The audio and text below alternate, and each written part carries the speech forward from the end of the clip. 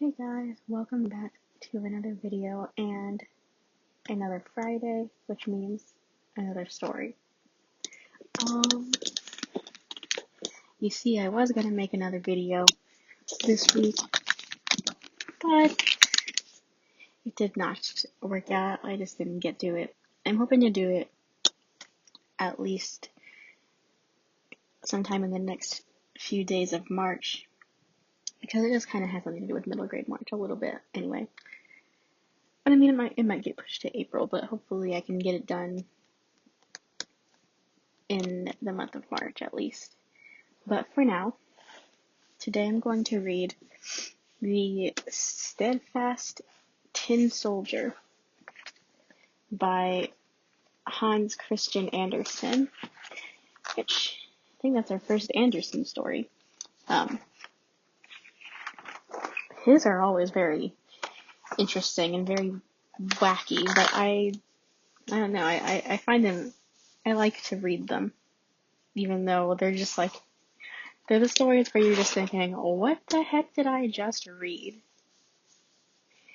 But yeah, I'm going to get started and read that to you. Sorry. There was once a small boy who, on one particular birthday, was given a box of 25 tin soldiers. The soldiers all stood stiffly at attention in their smart uniforms, each with a rifle over his shoulder and a feather in his hat. Each soldier looked exactly the same, except for the one who had been made last. The tin had run out, leaving him with just one leg. He still stood as proudly at attention as each of his friends, and shouldered his rifle very well. The boy set his tin soldiers out on the table along with his other toys. There was a castle with a real window so you could see inside, a miniature lake with trees around it, and a group of swans swimming across the water. In the door of the castle was a pretty paper ballerina wearing a gauze dress. I hope I'm pronouncing that word right, by the way. Her leg was held up so far behind her that it could not be seen at all. The tin soldier assumed that, just like him, she had only one leg. He decided that he should marry her if she would have an ordinary soldier like him.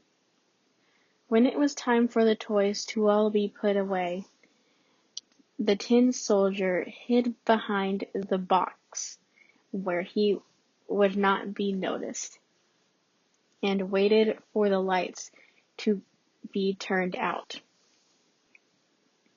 From there he could admire the ballerina all night.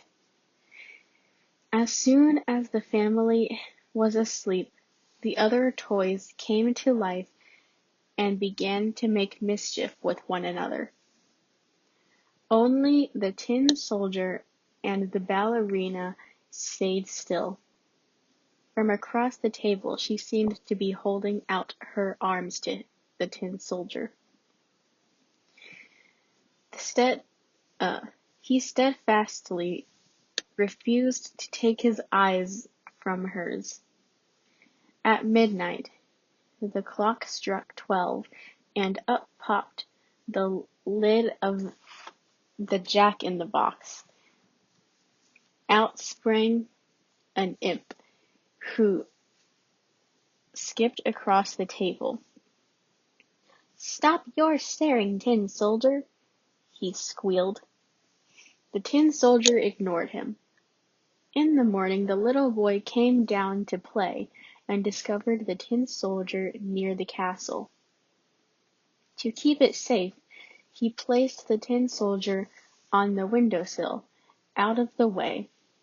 A sudden gust of wind sent the poor soldier flying out of the window, and when the boy went to find him, the soldier was nowhere to be seen. The tin soldier could not make a fuss while he was wearing his uniform. He stood stiffly at attention in the dirt at the side of the road. Even when it began to rain, and even when two naughty boys discovered him. "Look, a tin soldier," said one. "Let's make him a ship." So they made a little ship out of folded newspaper and set it in the gutter.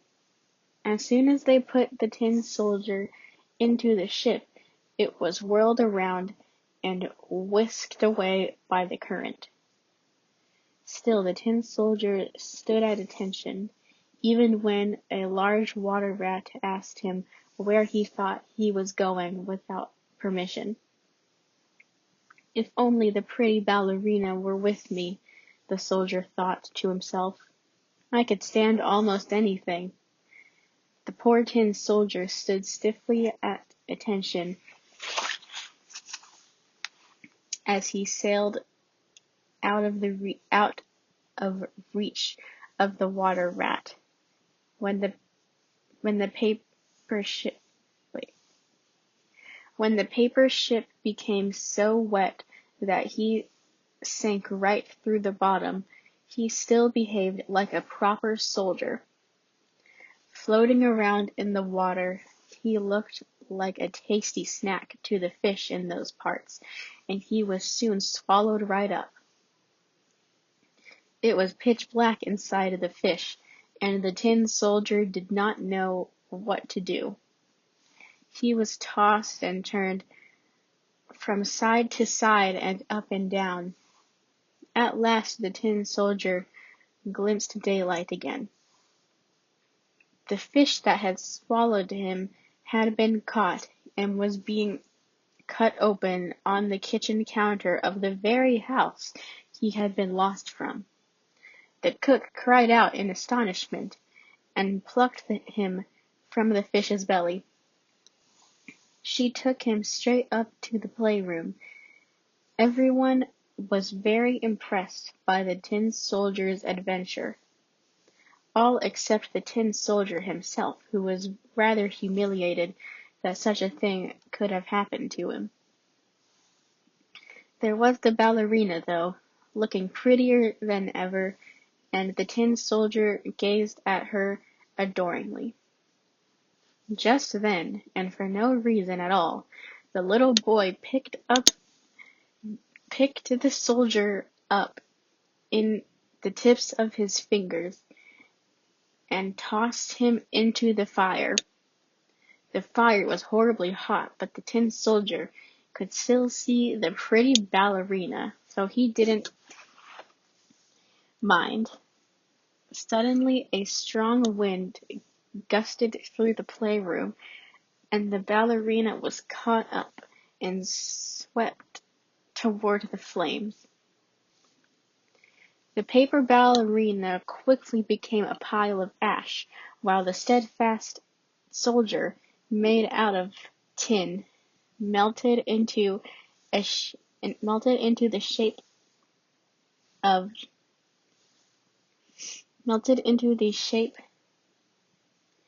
a devoted heart, and they were together forever. What a wacky story, am I right? I mean, I told you Hans Christian Andersen was a bit interesting with his fairy tales, but yeah, that one, I remember reading that one for the first time and was just like, what did I just read? I do like that one though. It is, I don't know, it's weird, but it's like interesting to read. One thing that I've noticed was that the cook found the toy in the side of a fish, and just gave it back to the boy. Like, maybe that's why the boy put it in the fire. He was like, ew, I don't want this. It was inside a fish. Who knows where else? I mean, I guess maybe because the story is, from a long time ago, maybe they just weren't thinking about those things back then, but, ugh. I mean, I probably wouldn't have thrown my toy into the fire if it was, inside of a fish, but I probably wouldn't want it either. But yeah. And then what a weird ending though. Like I think it was meant to be like romantic, but it was just weird. I mean, I guess it is. I don't know. I guess it's romantic. I guess it's supposed to be like a weird tragic romance kind of thing. But yeah, that was that story. Next time I'll be reading Sleeping Beauty. So that should be fun, especially since that one's like a very well-known story. It has its own Disney movie and everything, which I have actually not seen. I know that sounds very bad. I I was never the biggest TV watcher growing up, so I missed out on a lot of very popular movies, I think. But anyways, hope you enjoyed. I will hopefully be back soon with another video, but I hope you have an amazing day, amazing weekend. Friday is always a good day, looking forward to the weekend. But for now, I will leave you here. That sounded really weird. I just didn't know what to say, but yeah. Bye. I hope everyone has a great day.